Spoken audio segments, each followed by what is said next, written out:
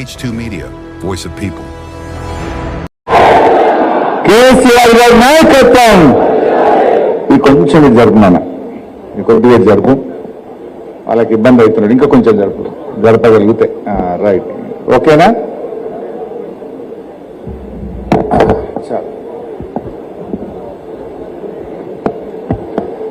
బాగున్నారా అందరూ రాంగ ఇవాళ సంకట చతుర్థి అని మన మిత్రులు చెప్తే గణేష్ గడ్డ వినాయక దేవాలయానికి వెళ్ళి దండం పెట్టుకొని వచ్చిన అయితే ఆడ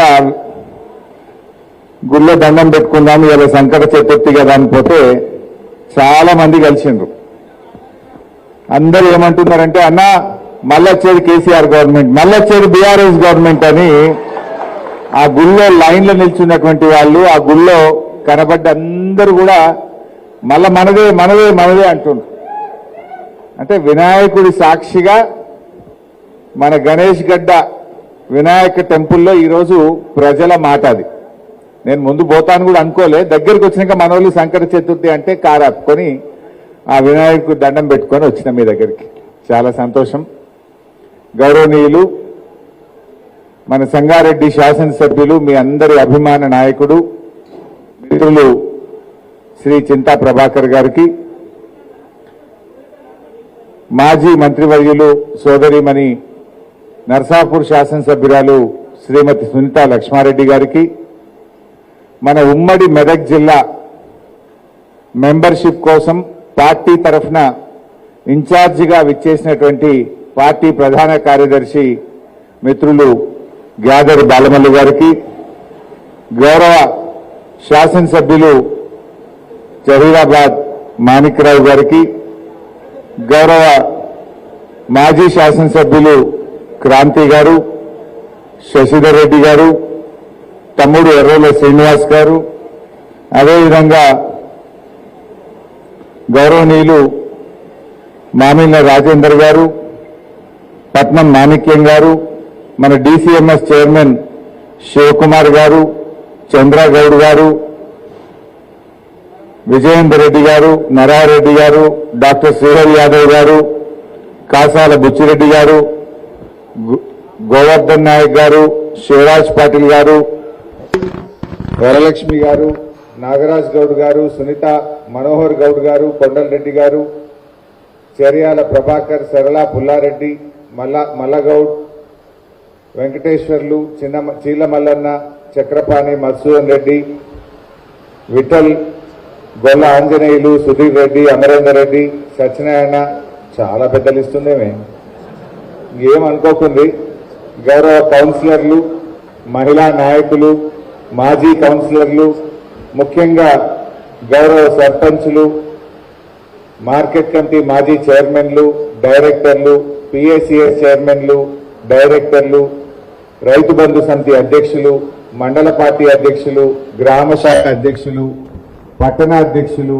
వార్డు అధ్యక్షులు ఉద్యమకారులు బీఆర్ఎస్ కుటుంబ సభ్యులు అందరికీ పేరు పేరున నా నమస్కారం మా షేక్ సాబేర్ గారికి గౌరవ మా జర్నలిస్టులకు కూడా సంగారెడ్డి జర్నలిస్టులందరికీ కూడా నమస్కారం ఇవాళ ముందు ఒక విషయం మాట్లాడి నేను సరళకు పోతా ఇక్కడ కూర్చున్నా ఇప్పుడే అక్కడ జూపల్లి కృష్ణారావు మళ్ళా ప్రెస్ మీట్ పెట్టిండు జర ఒక 2 నిమిషాలు రాజకీయం మాట్లాడి మన కథలకు వస్తాయి ఇక నేను మాట్లాడాలనుకున్నా అసలు ఇవాళంతా ఎస్ఐఆర్ మాట్లాడదామని వచ్చిన కానీ ఆడ డ్యామేజ్ కంట్రోల్ నిన్నంతా ఆగమైపోయారు కదా కాంగ్రెస్ వాళ్ళు గోల్ కొడతామనుకుంటే సెల్ఫ్ గోల్ అయిపోయింది నిన్న ఇంకా ఏం చేయాలో అర్థం కాక డ్యామేజ్ కంట్రోల్ స్టార్ట్ చేసిండు అది కూడా ఏమైందంటే పప్పులో కాలేసారు మళ్ళా ఇప్పుడు మళ్ళొక్కసారి అలా బట్టలు ఇప్పే పని పెడతాయి ఇక అది మా సంగారెడ్డి జర్నలిస్టుల సాక్షిగా రాష్ట్ర ప్రజల సాక్షిగా మా సంగారెడ్డి బీఆర్ఎస్ కుటుంబ సభ్యుల సాక్షిగా వాళ్ళ కథ ఏందో వాళ్ళ మాటలేందో వాళ్ళ లెక్క ఏందో ఒక్కసారి చెప్పుదామని అనుకుంటున్నా ఇక సరే నిన్న ఏమైందో మీరు అందరు చూసినారు 2 భాగాలు కానీ ఒకటి వాళ్ళ జూపల్లి మళ్ళీ మాట్లాడడానికి ఆయన సంగతే చెప్తా నిన్న జూపల్లి కృష్ణారావు గారు మన కేటీఆర్ గారు మాట్లాడితే 11 గంటలకు తెలంగాణ భవన్ వస్తున్నా చూసుకుందాం, నేను చెప్పింది తప్పైతే అక్కడే రాజీనామా చేసిపోతా అని డైలాగ్ కొట్టిండా. నేను వాస్తవానికి సిద్దిపేటలో ప్రోగ్రాం ఉండే నాకు. సరే కేటీఆర్ గారు ఫోన్ చేసి జూపల్లి వస్తుంది కదా, మీరు కూడా రండి, మీరు ఆర్థిక మంత్రి, మీరైతే బరాబర్ ఉంటుంది రండి అంటే నేను బయలుదేరి ప్రోగ్రాంలన్నీ క్యాన్సిల్ చేసుకొని హైదరాబాద్ పోయింది.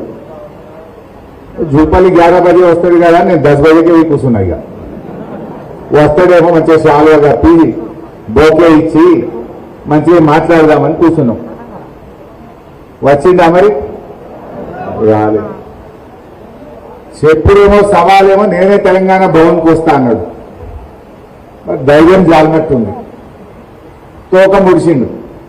నేను భవన్కి రాను, అసెంబ్లీ ముంగట అమరవీర స్తూపం కాడు ఉంటే గిడికే రాండి అన్నాడు.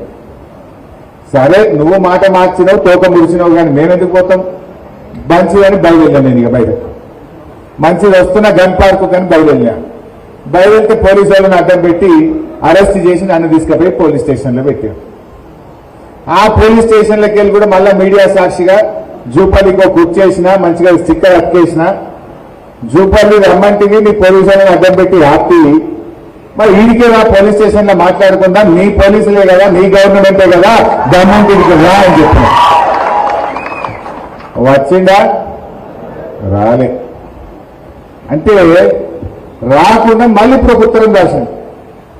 ఆ ఉత్తరం రాసి నాకు వాట్సాప్లో పెట్టిండు ఫోన్లో. చదివిన కూర్చొని గదే చదువుతుంటే అప్పటి నుంచి ఆ ఉత్తరం చదివిన.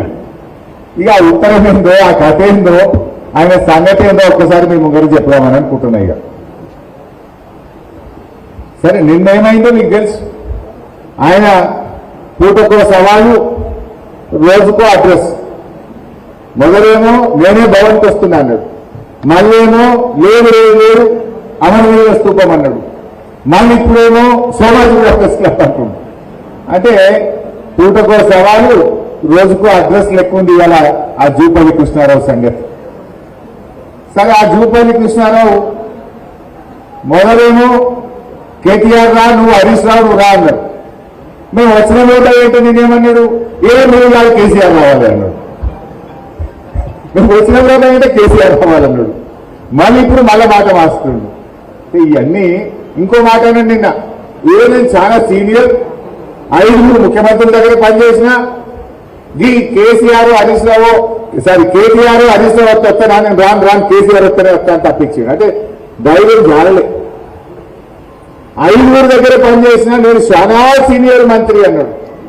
నీ సీనియర్ కథ ఏందో, నీ కథ ఏందో ఇప్పుడు చెప్తా. ఇక ఉత్తరం రాసింది, నాకు ఉత్తరం వాట్సాప్లో వచ్చింది. మీరు జరగాలి భయ్, మొత్తం స్క్రీన్ ఎవరు అడ్డం ఉండదు, స్క్రీన్లో చూపిస్తాను సంగతి. ఉత్తుత్త మాటలు చెప్పాలి, ఒక వీడియో చూపించి చెప్తా. ఇక బట్టలు ఇప్పాలి, జరుగురి మొత్తం జరుగురే బిడ్డ, మీరు కూడా జరగాలి భయ్. అరే జరగలేదు, స్క్రీన్కి అడ్డం కనబడుతుంది, గన్నెలు గిన్నెలు అంతా జరగాలి. ఇది మనం చూసింది కాదు, మొత్తం తెలంగాణ చూడాలి.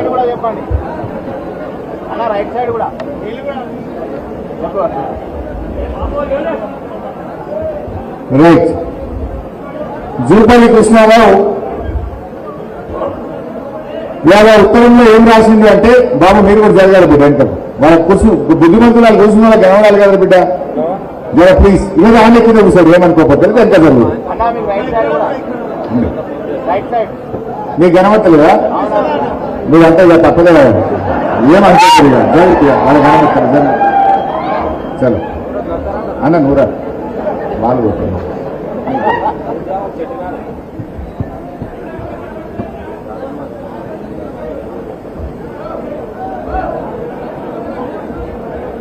రైట్ బిడ్డ, ప్లీజ్ కోఆపరేట్ చేయండి, మంచిగా నాలుగు మంచి పట్టించుకోండి. నాకు ఉత్తరం రాసింది. ఆ ఉత్తరంలో ఏం చెప్పిందంటే, కాంగ్రెస్ గవర్నమెంట్ వచ్చిన ఇన్ని రోజుల పాటు ఆయన చాలా సీనియర్ మంత్రి, 5 దగ్గర పనిచేసాడు. మొత్తం కాంగ్రెస్ ప్రభుత్వం ఏర్పడిన నాటి నుంచి ఇవాళటి వరకు కాంగ్రెస్ గవర్నమెంట్ చేసిన అప్పు 1,77,058 కోట్లు అని చెప్పిండు. జూపల్లి ఉత్తరం చూపిపోయి నాకు రాసింది ఇవాళ. ఇది జూపల్లి నాకు రాసిన ఉత్తరం. డిసెంబర్ నుంచి 2026 జూన్ వరకు కాంగ్రెస్ ప్రభుత్వం కొత్తగా తీసుకున్న అప్పుల విలువ 1,77,058 కోట్లు మాత్రమే. సరే, అదే కాలంలో బీఆర్ఎస్ ప్రభుత్వం చేసిన అప్పులు అసలు కలిపి 2,680 కట్టినా అన్నాడు. ఇది జూపల్లి ఉత్తరం, నాకు వాట్సాప్ లో ఉన్న ఉత్తరమే. ఇప్పుడు అది పంపించి స్క్రీన్ మీద పెట్టినా. ఎంత అప్పు చేసిందంటే కాంగ్రెస్ ఎంత 1,77,058 కోట్లు అని జూపల్లి నాకు ఇవాళ ఇప్పుడు రాసిన ఉత్తరం. ఇప్పుడే నా ఫోన్లో ఉన్నది, ఆ ఫోన్లోకి వెళ్ళి తీసి పెట్టినా. ఇక నేను రిజర్వ్ బ్యాంక్ ఆఫ్ ఇండియా, రాష్ట్ర ప్రభుత్వం చాలా రకాల అప్పులు చేసింది.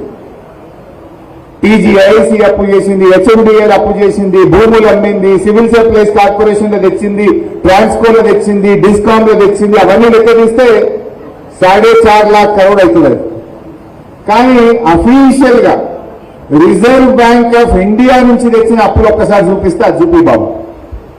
అంటే రాష్ట్ర ప్రభుత్వం రిజర్వ్ బ్యాంక్ ఆఫ్ ఇండియా నుంచి ఏ రోజు ఎన్ని అప్పులు తెచ్చింది, జర పెద్దగా చేసి కింది కానీ పైకి పోతా ఉందాం. ఏ రోజు డైలీ డేట్ వైజ్ తెచ్చినాయిగా, జర పెద్దగా అవుతుందా? స్క్రీన్ పెద్దగా అయితే కాదా? ఓకే. ఫస్ట్ చూడండి, డిసెంబర్ 12, 2023. అంటే కాంగ్రెస్ వచ్చింది డిసెంబర్ 7, 2023. డిసెంబర్ 12, 2023 నాడు 500 కోట్లు. డిసెంబర్ 19, 2023 నాడు 500.